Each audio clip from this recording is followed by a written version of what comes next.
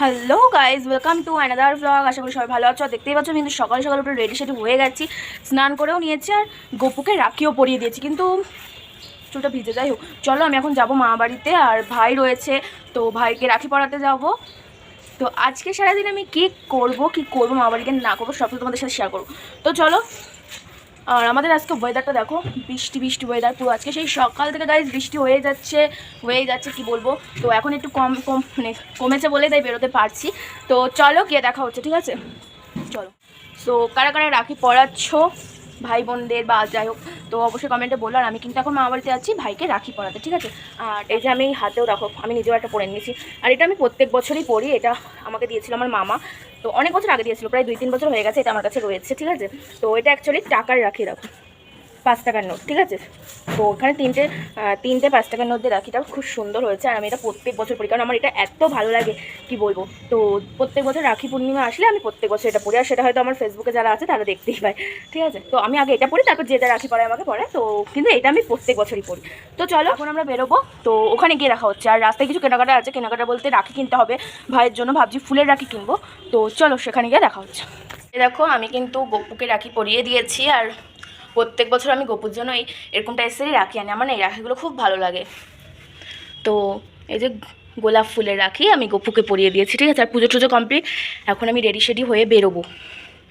তো চলো বেরোনো যাক, কারণ অনেকটা লেট হয়ে গেছে গাইজ, প্রায় 11টা বাজে। চলো বেরিয়ে নিই, তারপর কথা হচ্ছে। আমি কিন্তু গপুকে স্নান করে পুজো দিয়ে নিয়েছি, রাখিও পরিয়ে নিয়েছি, ঠিক আছে।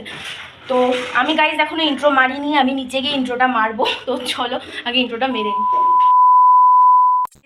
আবার ঝমঝম করে বৃষ্টি পড়া শুরু হয়ে গেছে, মানে কি আর বলবো। তো চলো বেরোতে তো হবেই, বেরোনো। দেখতে পাচ্ছ রাখি কিন্তু কেনা হয়ে গেছে, এই যে ফুলের রাখি কিনে নিয়েছি। হ্যাঁ, তো চলো যখন ভাইকে পরাবো তো তখন আবার ভিডিওটা আমি কন্টিনিউ করছি। মিষ্টিও কিন্তু আমাদের কেনা হয়ে গেছে, ঠিক আছে। তো চলো, এখানে রাখি আছে, আর এই যে মা মিষ্টি কিনে নিয়ে চলে এসেছে। তা চলো বাড়ি গেলে। তারপর দেখো মামাবাড়ি এসে দেখি মামা মামুনি মানি সবাই মিলে কিন্তু যে যার মতো রান্না শুরু করেছে, ঠিক আছে। কারণ এই রাখি পূর্ণিমাতে আমার মামাবাড়িতে হয় এলাহি আয়োজন, মানে প্রচুর লোকজন থাকে, আর সেটা তো তোমরা আমার ভ্লগেই দেখতে পাবে, ঠিক আছে।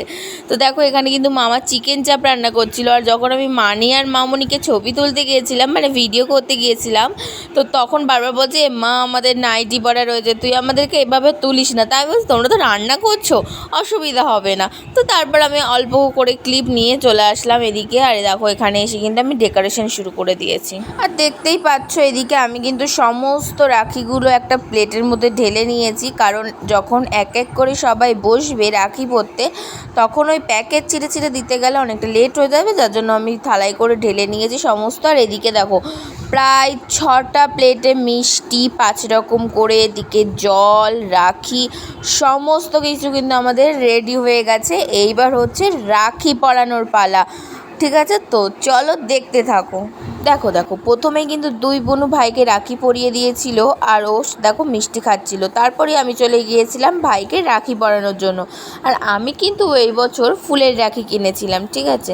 আর দেখো রাখি পরাতে পরাতে ভাইকে আমি বারবার বলছিলাম আমার গিফট কোথায়, গিফট কোথায়, কিন্তু তারপর দেখো ওটা তো আড্ডা মেরে বলেছিলাম। আর সত্যি বলতে গিফটটা বড় কথা না, বড় কথা হচ্ছে সে যেন সুস্থ থাকে, ভালো থাকে, আর যেন বড় হয়ে মানুষের মতো মানুষ হয়। তো এটাই বলতে চাইছিলাম। তো যাই হোক বেশি জ্ঞান দিয়ে ফেলেছি আমি। আচ্ছা যারা আমার ভিডিও দেখো তারা নিশ্চয়ই জানো আমার একটা বাজে অভ্যাস, যা ভিডিও কন্টিনিউ করতে পারি না, মানে শুরু করি ঠিকই বাট কখন ভিডিও করব না করবো আমার একদম মাথার থেকে উড়ে যায়। যাই হোক, তারপর দুপুরবেলা কিন্তু আমরা খেয়েছিলাম মামুনির হাতের স্পেশাল মিক্সড ফ্রাইড রাইস আর মামার হাতের স্পেশাল চিকেন চাপ।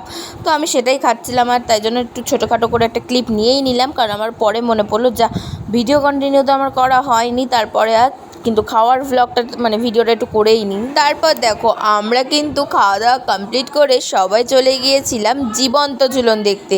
আরে হ্যাঁ হ্যাঁ, এবার সবাই ভাবছো জীবন্ত ঝুলন মানে, জীবন্ত ঝুলন মানে দেখো এখানে অনেক ছোট ছোট বাচ্চারা কিন্তু রাধা কৃষ্ণ আরও বিভিন্ন ধরনের মানে বিষয়গুলো নিয়ে সেজে থাকে। যেমন এখানে রয়েছে কালী, তো যাই হোক, আমি তোমাদের ব্যাপারটা বলি, এটা অ্যাকচুয়ালি হতো আমার মামা বাড়িতে, কিন্তু এই বছর হয়েছে মামা বাড়ির পাশেই একটা পার্কে। কারণ যখন লোক বেশি হয় জায়গাটাও বেশি লাগে, তো মামা বাড়িতে যেহেতু সেরকম জায়গা ছিল না, তার জন্য পার্কেই হয়েছিল।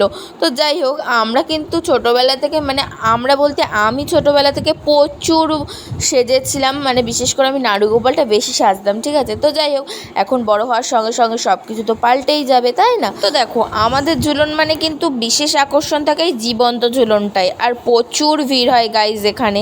আচ্ছা, এবার বলো তোমরা যারা ভিডিওটা দেখছো, কোথায় কোথায় এরকম ধরনের ঝুলন হয়? প্রায় এক সপ্তাহ ধরে কিন্তু এরকম মেলা চলতেই থাকে। দেখো, ঝুলনের ব্যাপারটা হচ্ছে রাধা কৃষ্ণ, পুরো বিষয়বস্তুটাই রাধা আর কৃষ্ণকে নিয়ে, তাদের কৃষ্ণর সাথে, মানে বিশেষ করে কৃষ্ণকে নিয়ে, কৃষ্ণর সাথে কি কি হয়েছিল ছোটবেলা থেকে, মানে এরকম ধরনের থিমই তুলে ধরা হয়। এই দেখো, এখান থেকে আমাদের রাখি পরিয়ে দিয়েছে, জীবনে প্রথম রাখি পড়েছে।